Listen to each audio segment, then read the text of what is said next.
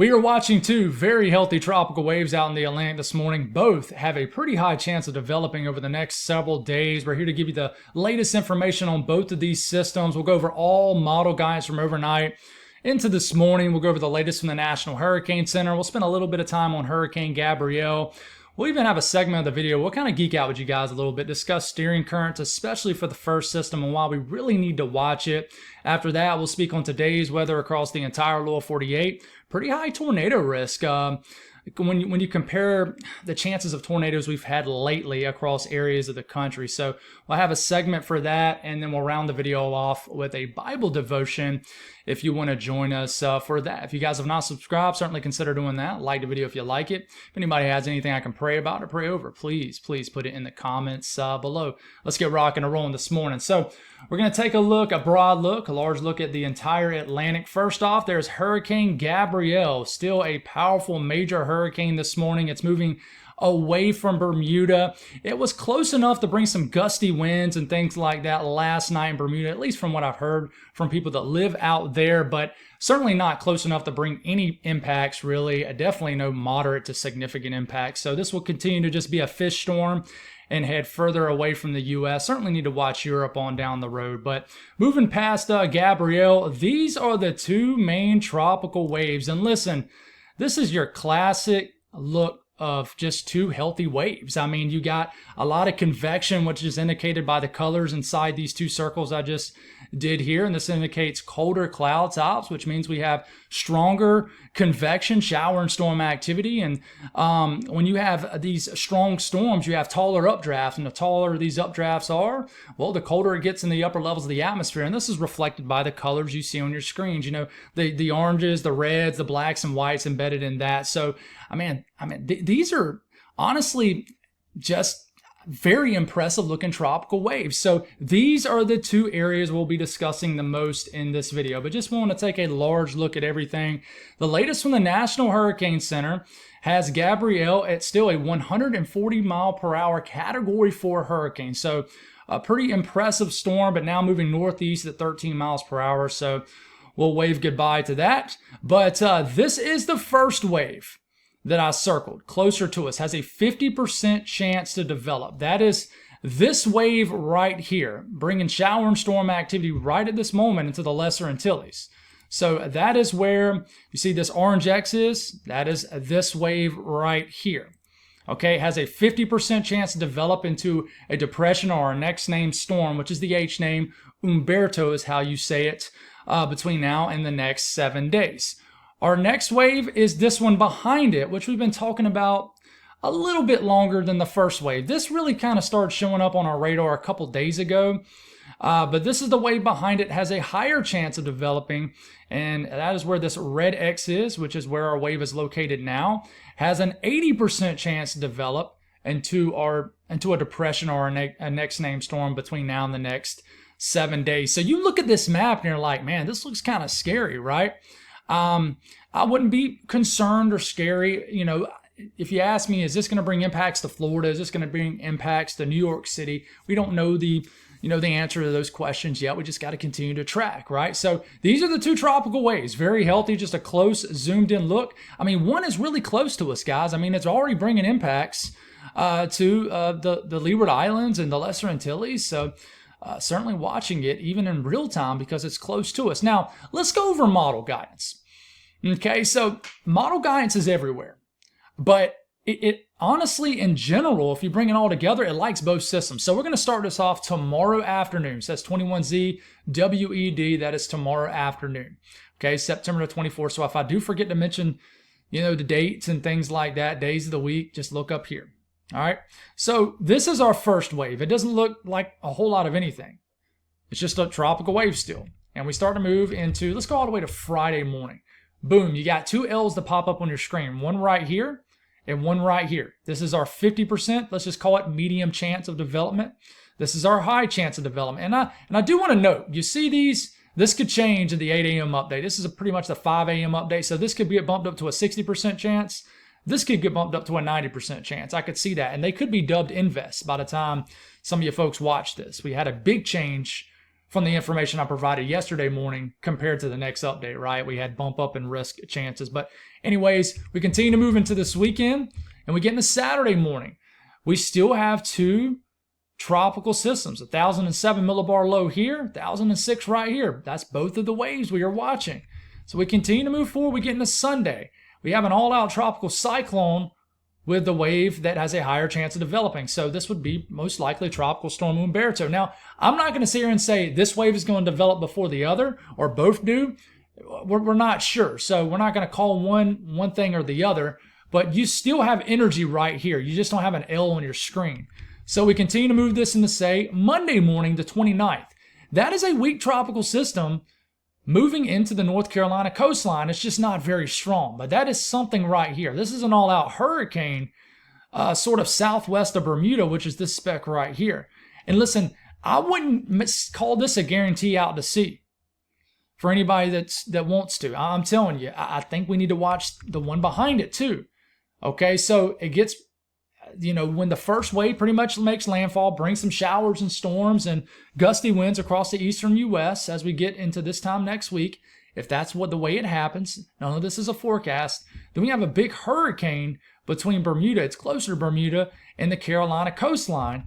And we have to watch the steering currents with this. Now, the Euro, as we're getting into October 1st, pushes this almost back to the southeast across areas of the Atlantic. And we don't worry about it anymore. So that's the operational Euro. What about the latest GFS? The GFS, as we were getting into Friday morning, this is the wave that has the high chance of developing, and this is kind of the wave that has a low chance. You can't really see both, so is it going to develop one or the other? Well, it almost looks like it combines both vortices together and makes one dominant system. So it's a different scenario off the latest GFS. So we get into Sunday morning, we have a weak tropical system sort of sneaking up southwest of Bermuda, and it's kind of just hanging around. It looks like it's almost trapped. I think it's getting yanked a little bit to the east, but at the same time trying to find a weakness to the north. I'm sorry, yanked to the west is what I meant. So this kind of just hangs out and brings impacts to Bermuda, but then it just goes away. And the latest GFS doesn't really show any kind of threatening scenario or anything like that. Now, there has been some noise in the Gulf after you get past day 10, but that's past day 10. So the GFS, it continues just to be everywhere, windshield wiper effect. I mean, the GFS has always done that. What about the Euro AI model? First wave's right here in this darker shade of green. Second wave is right here. So what happens? First wave sort of just brings a lot of unsettled weather across the greater Antilles. This is the second wave. Second wave comes up. Now, you can still see the first wave. See the low pressure showing up here? This is getting into Sunday morning. But look how the Euro AI model takes the second wave and sinks it a lot more to the southwest. And all of a sudden, we have a weak low pressure. And then about a week from today, September the 30th, we have a strengthening tropical storm close to hurricane getting close to the North Carolina coastline. That's a 989 millibar low. That's either a strong tropical storm or a Category 1 hurricane getting into the last night of September into the first morning of October. And then it kind of just drifts away. Weird, wacky steering currents over the southeast. And we're going to explain that here in a second. Now, we do go over the Canadian model, and, definitely not the best model to track really anything, especially the tropics, but it doesn't really like the first wave, but it is right here. It does like the second wave that has a high chance of developing, and already has it at close to a Category 1 hurricane by the end of this weekend, and eventually it does get into a hurricane and makes a close pass. It kind of follows a little bit of what the Euro is showing. You do have a lower pressure right here, and you got a hurricane right here just west of Bermuda, and that kind of, both systems pretty much drift away. They get away from us. Now the icon, we can go all the way out to late Saturday night, this Saturday night into Sunday morning, and it develops both of them into a tropical storm. Lead wave, 999, we would probably call that a tropical storm. 993 would definitely be a tropical storm. So it likes both of them. And if we go to the OOZ run, what does it end up doing? It takes the wave, the high chance wave, and pushes it to major Category 3 status. And then it has this wave right here, and it kind of just drifts around just off the coast of North Carolina. So now that we looked at operational runs, what about ensembles?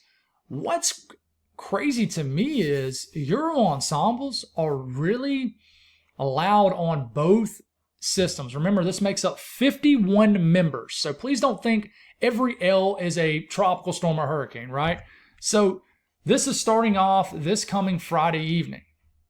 You can see an obvious signal right here for the first wave and the second wave right here. This little weird area right here is Gabrielle. Ignore that. So look at both waves, and we go all the way out to about Sunday evening. Let's go all the way out to about Monday morning.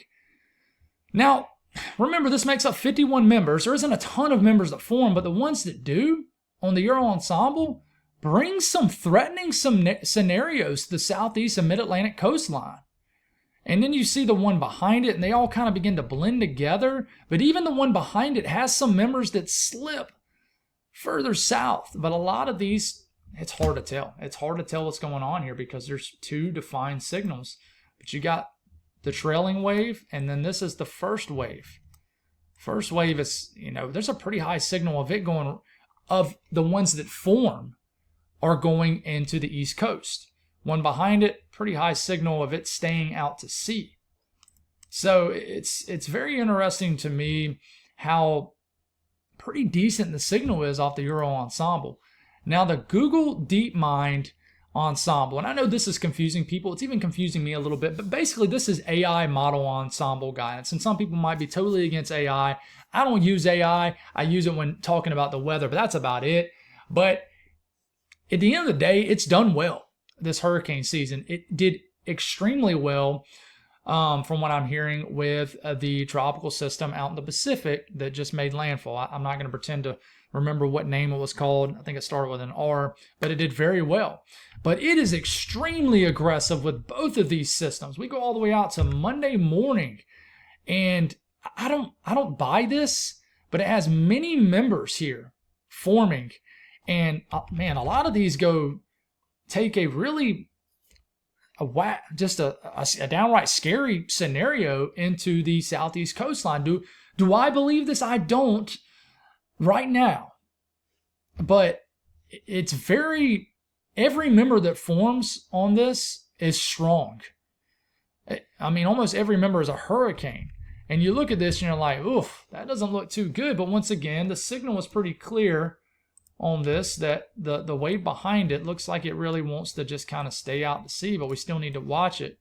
But then this first wave, kind of does what the Euro ensembles do and gets it very close, and honestly brings almost every member that forms into the southeast coastline. So, you can look at the GFS ensemble also, and it only makes up 21 members. But it's a lot less threatening, right? Keeps almost all the members that do develop over the next week off the coastline, and it really just doesn't like the idea of tropical development in general. So now this is the part that can confuse some people, and we're going to just take the dates off the screen here. We're not going to focus too much on that because this is going to be really something we're watching really deep into this weekend into early next week. So you see this blue blob, this is an area of low pressure. In this case, it's kind of like a cutoff low or an upper low. So just like our tropical systems, flow around this is going to go, now we need to make this a little bit bigger. Let's make this bigger, yeah. So flow around this is going to go just like that, okay? And also just like that also. So I want to watch the bottom area of this screen right here because both our tropical systems are going to show up in blue. Very small, but you'll see them. So we continue to move forward here, and there they are. Okay, and this is getting into Saturday evening. We still have this blue feature right here. That's not a tropical system. That's like a cutoff low, an upper low. Okay, and steering around this, there is steering around it. So what's happening here is you have steering around this cutoff low feature that's kind of going like this. Okay, so our first wave, which is this little area in blue right here, that is our first wave, is feeling the tug of this. Okay, and that's why you're seeing some of these ensemble runs and even operational runs kind of tugging this up like this is because the flow around this blue area here, this area of low pressure, goes just like the arrows I just did. So this is trying to yank up on this. At the same time, you got a ridge, right? A ridge where the flow is going at the bottom of the ridge like this. So it's almost like a slingshot sort of look here. And this is something we need to watch. Now, you got the system right here. Just because the flow looks like this at this point doesn't mean it'll stay like this. This ridge could back off like this, and this feature right here could weaken. Okay, now what about our system down here? Well, I think, and this is the Euro, by the way, is what we're looking at. It could continue to get steered further to the west, which is scary at first, but watch what happens as we continue to move forward here. Okay, there's still some sort of cutoff low feature right in here. This still, and you see this little weird blob of white right here? That is our lower pressure. It's just weaker. So you're still kind of getting this slung up into here. Now this is bogging down. That's why you're seeing some model runs of this, our feature right here, which is our wave that has a high chance of developing, sort of slowing down. It's because you got this ridge feature right on top of it, kind of preventing an easy escape route. But as it continues to move, I think at this point it's a stronger tropical system, whether that's a Category 1 hurricane, a Category 2. I think at this point it's got some forward momentum as it gains latitude. So you're going to really need a strong ridging influence to really, I would say, create a scenario that's going to kind of push this up towards the eastern seaboard. Now, I think that this high pressure up here would prevent it from just, rapidly escaping, back out to sea, right? But, there is some model scenarios that does have that scenario where it just kind of gets on out of here. And eventually as soon as that ridge weakens right here, this thing gets out of here. Okay? Now, if we have a trend with a strengthening of this ridge right in here, and honestly, we could probably take a better look at this like this. Okay? That is the wave behind it, right? Ridge on top of it.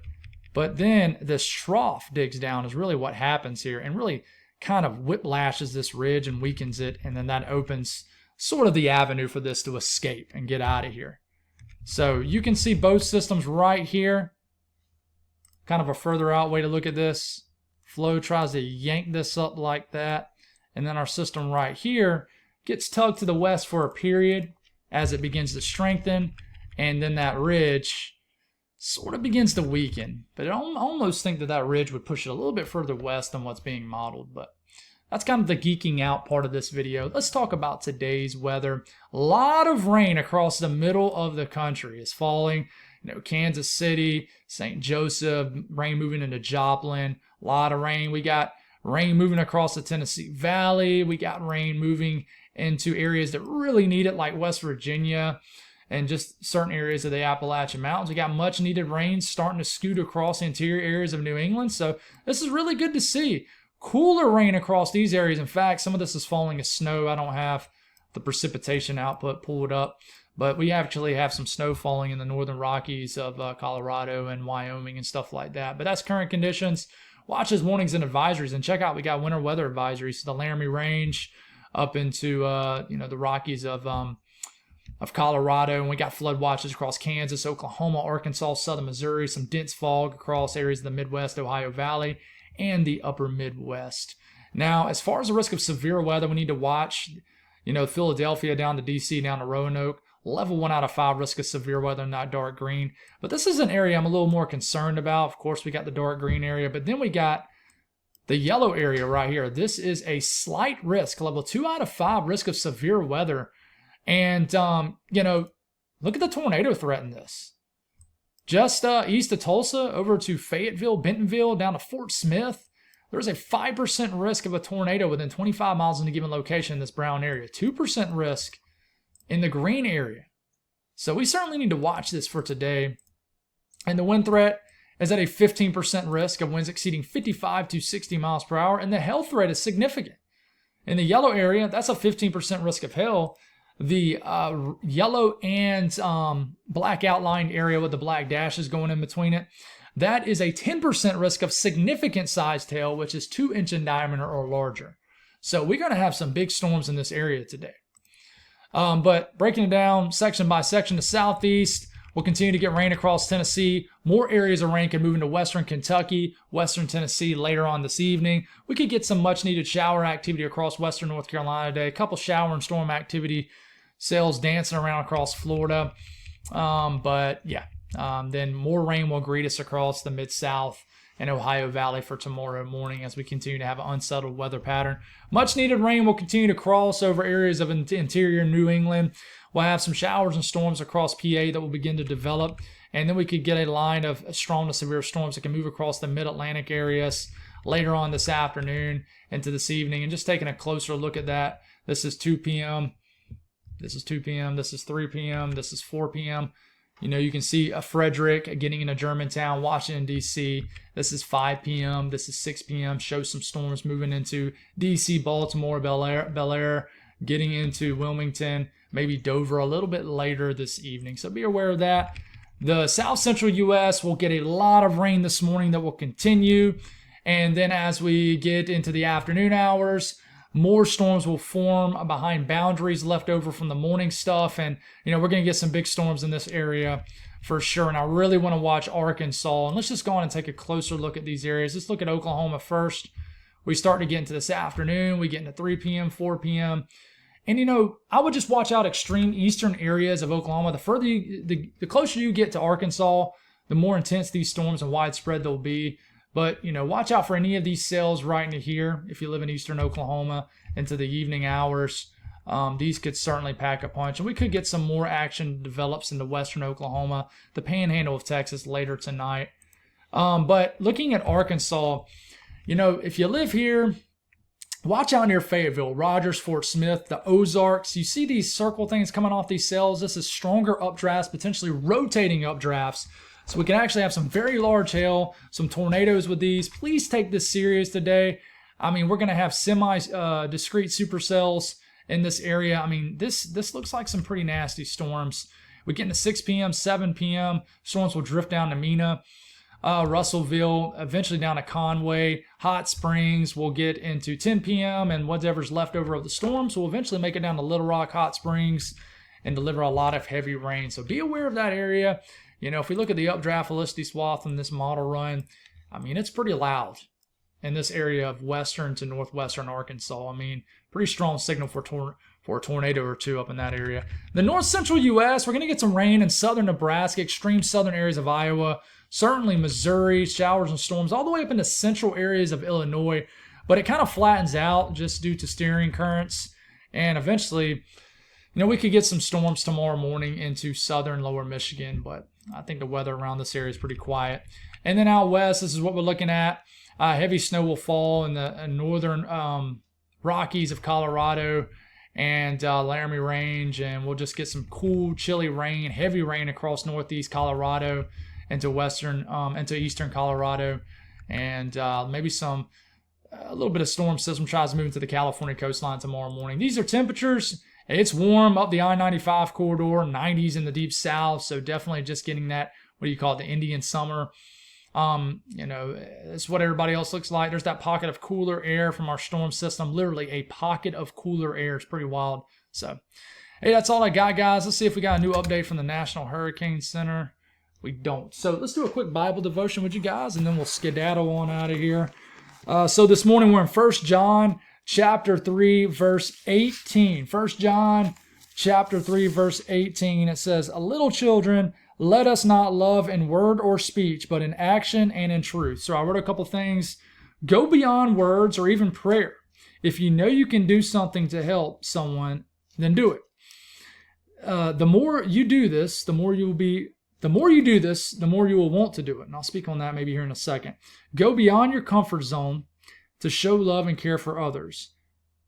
It circles back to this. Prayer without works is dead. Be genuine with your love. Notice it says, and in truth in Scripture. So, you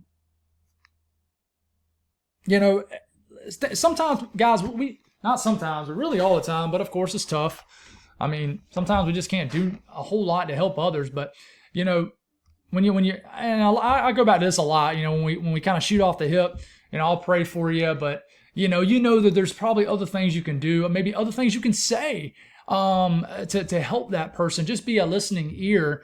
But instead you just kind of shoot off the hip, I'll pray for you, and then maybe you don't end up praying for them. I think that's huge. That's an easy correction, right? And a lot of times, when I'm like, for example, when I'm reading over y'all's prayer requests on the YouTube comments, I mean, I kind of wait until I have a quiet time at work, and I'll say a prayer right then. I used to write down all the prayer requests on like a notepad and pray for them late at night, but it started getting too much to keep up with, and I would find myself forgetting sometimes.